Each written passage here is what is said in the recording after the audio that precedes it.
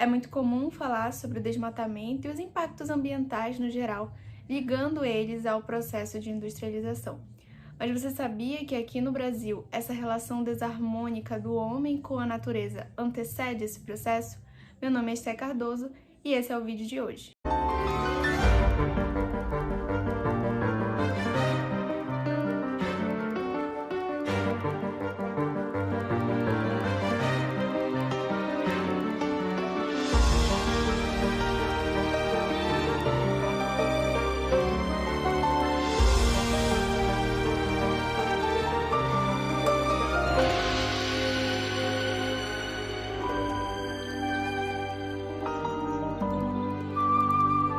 Eu sou a Rafa e antes de começar esse vídeo, já se inscreve no canal, segue nossas redes sociais e não esquece de deixar o seu like no final. É importante ressaltar que nesse vídeo vamos falar da apropriação do espaço a partir da ocupação dos portugueses e nos prender ao bioma que é conhecido internacionalmente como um dos mais desmatados, que é a Mata Atlântica. Vale lembrar que aqui já existia uma grande quantidade de povos indígenas que mantinham uma relação estreita com a natureza, só que essa acontecia de uma forma mais harmônica da que vai acontecer com a chegada dos portugueses. Os povos originários que viviam aqui apresentavam uma grande variedade de etnias, como os guaranis, os potiguaras, os tupis, dentre outros. Sendo assim, apresentavam formas diferentes de subsistência por meio da caça, pesca e agricultura. Muitos desses grupos migravam conforme o uso do solo, proporcionando uma recuperação natural para essas áreas. O primeiro contato dos europeus com o Brasil acontece pelo litoral nordestino e a principal atividade desse primeiro contato dos portugueses com os povos originários era o escambo. O escambo, então, se resumia nas trocas que aconteciam entre os povos indígenas que concediam a madeira da árvore conhecida como pau-brasil, enquanto que os portugueses concediam produtos manufaturados como pentes, canivetes, panelas.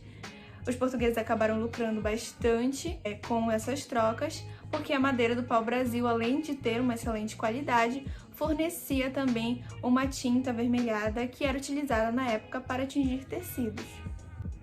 Aí você deve estar se perguntando por que os povos indígenas aceitavam participar dessas trocas que aparentemente não eram tão vantajosas para eles. Na verdade, na visão deles, era uma troca justa, porque naquele período eles tinham árvore em abundância, enquanto que esses produtos manufaturados eram uma grande novidade para eles. Então eles poderiam fazer essa troca aí tranquilamente. Dessa forma, a inserção no território brasileiro no comércio capitalista internacional começou com a extração do pau-brasil. Em síntese, a lógica era: quanto mais se extraísse, maior seria a exportação e maior seria o lucro. Daí se iniciou os primeiros indícios de desmatamento que se concentraram na Mata Atlântica, bioma que se localiza no litoral do território brasileiro e, como já falado antes, foi o primeiro local de primeiro contato dos portugueses com o Brasil. Daí explica um pouco da situação do bioma hoje. As primeiras atividades desenvolvidas no Brasil, o ciclo econômico do pau-brasil e, posteriormente, o ciclo econômico do açúcar, se concentraram na região sudeste, principalmente no litoral nordestino. Isso impactou tanto ambientalmente quanto socialmente, gerando uma grande modificação da paisagem dessas áreas. O ciclo econômico do açúcar trouxe um novo momento econômico e social para o Brasil. Nele, Portugal passa a ocupar de forma mais efetiva o território brasileiro. Isso ocorre por meio das capitanias hereditárias, que eram a doação de lotes de terra para os nobres, que poderiam explorar economicamente e também proteger da possível invasão de outros países da Europa. Por volta de 1532, se inicia o cultivo da cana-de-açúcar na região que conhecemos hoje como Zona da Mata. Os engenhos dominaram a região Nordeste, tornando a principal atividade econômica do Brasil. A partir desta década, que os portugueses efetivam a escravização, tanto das etnias originárias quanto dos povos de diferentes reinos do continente africano, como mão de obra que vai sustentar essa atividade econômica no território brasileiro.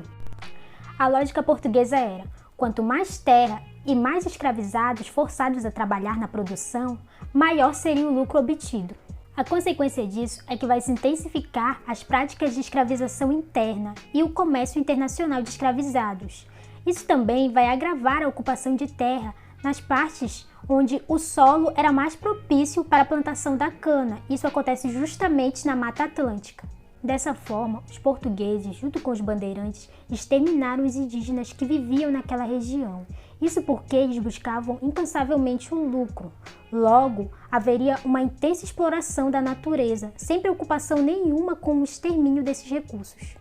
Essas atividades necessitavam de grandes extensões de terra, o que ocasionou um desmatamento bastante expressivo, não só pela plantação da cana-de-açúcar e dos engenhos em geral, mas também pela questão das fazendas que passaram a produzir produtos agrícolas. A própria pecuária nasce nesse momento para abastecer os engenhos, tanto para o fornecimento de proteína para a população, que agora passa a se concentrar no litoral, quanto para o provimento de material para tecidos.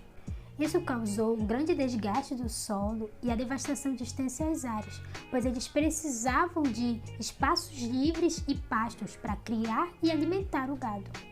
Quanto mais se utilizava terras para essa monocultura, maior se tornava o desgaste do solo, menos fértil ele se tornava e maior era a busca por solos mais férteis ali naquela região.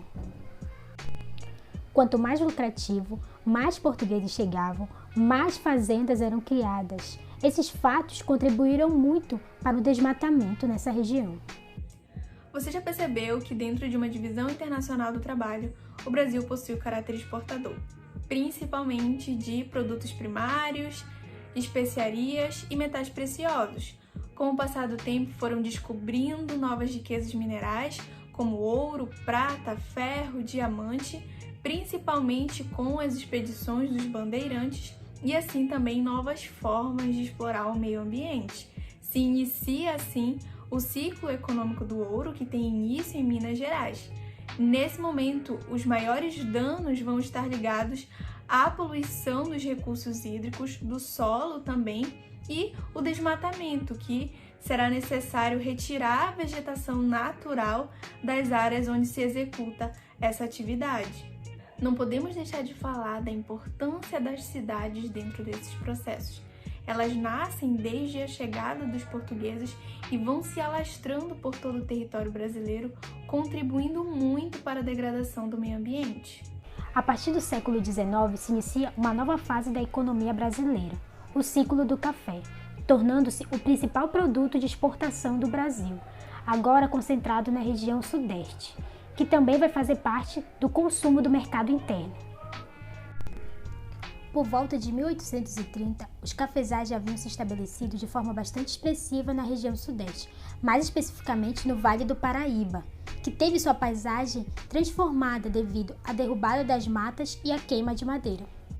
Nesse momento, a lógica de produção que abordamos lá no início já estava bastante consolidada na mente dos latifundiários, que eram os grandes responsáveis pela produção do café. A preocupação com a natureza era quase que inexistente, e tudo que pudesse ser feito para adquirir mais lucro era feito sem nem pensar nas consequências. Ainda no século XIX começa a se instalar uma infraestrutura industrial no Brasil, antes mesmo da década de 1930, quando se inicia a Era Vargas. Toda essa infraestrutura, com a construção de ferrovias que tinham o objetivo de facilitar o escoamento desses produtos, como o café, por todo o território, acabaram contribuindo muito para o desmatamento de grandes áreas. Não só isso, mas também o desgaste massivo dos solos, a degradação dos rios e o nascimento desordenado de cidades que foram ainda mais prejudiciais para o meio ambiente.